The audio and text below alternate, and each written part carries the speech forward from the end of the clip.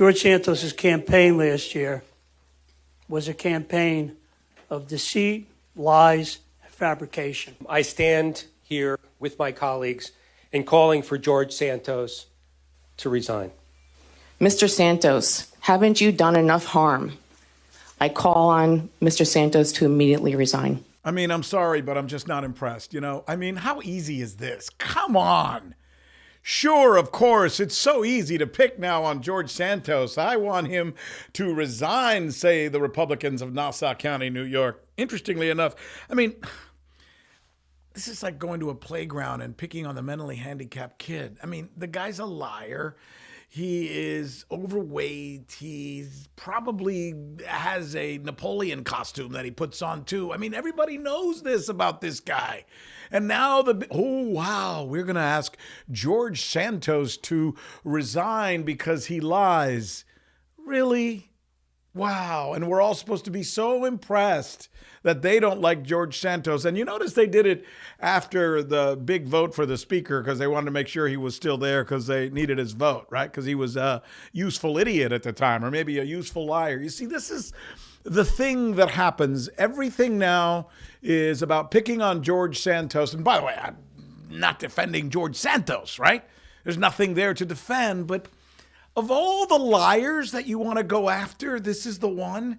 And it just looks so orchestrated. I'm sorry, but this just looks so orchestrated. I'll give you an example. We were all supposed to be so impressed with Tulsi Gabbard last week, right? When she did this interview with the guy. Let's pick that thing apart a little bit. I'm going to play it for you because I know this business because I've spent decades in it. Let's watch. A few examples. Dick Blumenthal lied about his military service. Yeah. And of course, Elizabeth Warren. Of course. She lied about having Native American heritage. Yeah, because when I think of liars, those are the two people that I think of, right? What a partisan fucking hack. I mean, just think about what she just did right there, right? I mean, Elizabeth Warren lied about whether she had Indian blood in her or Native American blood. Big freaking deal, right? My wife all my life has said, you know, honey, I think I'm part Cherokee. And then one day we did that whole DNA thing and it turned out she wasn't. It doesn't make my wife a liar or a horrible person. And comparing what Elizabeth Warren did to what Santos did, that's like a guy who goes fishing and exaggerates about the size of the fish he caught, as opposed to the guy who says he went fishing and never went fishing. See, this is the difference. And this is what they do. When I'm always complaining about politicians in the media, this is what I'm talking about. Oh, and by the way, I'm not done with Tulsi Gabbard. Play some more. The results that people are looking for are called into question when you tell blatant lies, not embellishments. And this is, I think, one of the biggest concerns, Congressman-elect, is that you don't really seem to be taking this seriously. You've apologized. You said you've made mistakes, but you've outright lied. A lie is not an embellishment on a resume. You said you worked at Goldman Sachs and Citigroup, but they've said, we've got no record of this guy working for us. You've said you've gone to and graduated from these universities, but they've said, well, we've got no record of that. These are blatant lies, and it calls into question how your constituents and the American people can believe anything that you may say when you are standing on the floor of the House of Representatives, supposedly fighting for them. That's the real issue here. Because I spent the last 3 decades working on CNN and NBC and Fox and all those other jokey places that now exist and call themselves the news, let me tell you what Miss Gabbard is doing here. That's called acting. She was reading a teleprompter that has a script that was written for her by producers at Fox News, where they hired her to go there and fill in one day. And the decision made editorially in the morning at Fox News was, we're going after George Santos. And we'll write these scripts and we'll actually write out the questions and we'll get Tulsi Gabbard to read the questions. Not impressed. This is not Tulsi Gabbard having a conversation the way you and I are having conversations, the way I'm talking right now, without a teleprompter, without a script, and telling you what I think I see using my experiences. No, this is a prepared script that she's reading. Oh, and it continues. Watch what she does here. This is interesting. Watch, okay? As you watch this next clip, watch how she's reading a specific quote, but she never looks down to read the quote or never looks to the side to look at the quote. She's reading it off of the teleprompter. It's a prepared script. Go. One of the questions that really probably hits home to a lot of people is are you Jewish? We've got a letter that your campaign sent out earlier this year, Watch. which reads as follows. Reads as follows. As a proud American Look at Jew, her eyes. I've been They're to on the Israel numerous teleprompter. She's times reading for from the educational, teleprompter. business, and leisurely See what I trips. mean?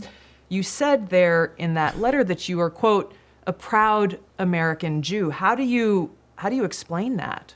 I'm not defending this guy Santos, but you see what's going on here? I mean, some Republican politicians suddenly decide they're all going to have a news conference and they're all going to say how much they despise George Santos because this joke of a guy who lives in some fantasy world where he made up all of these lies and all these idiots bought in.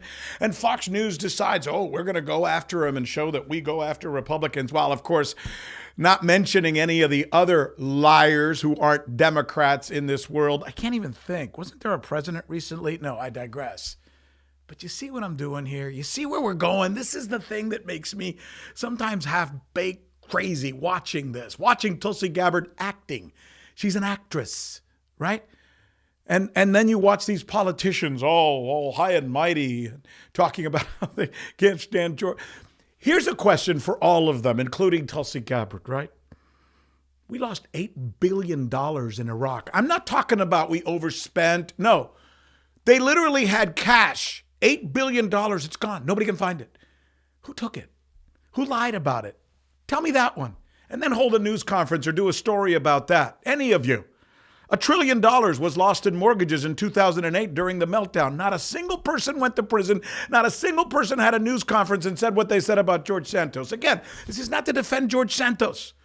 It's just to say, put things in context. Give me some perspective. U.S. companies, they get huge billion-dollar tax breaks. Why do they get them? Because they pay off people in Congress to give them those subsidies so they don't have to pay taxes. Those are lies. Where's that news conference? Where's that Tulsi Gabbard story with the prepared questions by the producers at Fox News? And let's not even get started with the war profiteers and the people who pay Congress to start these unnecessary and stupid wars that we fight in that last forever and we get absolutely nothing out of it. But Raytheon and all those other guys make a big buck. Where's the story about those lies? So no, I'm not saying that we should cut a break to this dude Santos, right? What I'm saying is I'm not impressed. A bunch of people get together and say, oh, look, that guy's a liar. Duh. But what about all the other liars? I'm Rick Sanchez. I do this thing called the Rick Sanchez Podcast. The Rick Sanchez Podcast. It's on Agua Media. Check it out. You might like it. I try and tell some cool truths.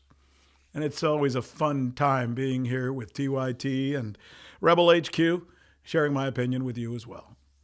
Dale, ándale, y vamos con todo.